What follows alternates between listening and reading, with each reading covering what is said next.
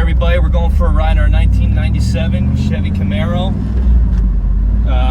Nice 30th anniversary car. Got nice blowing cold AC, 6-speed manual. Everything about this car is really nice, especially for the year that it is.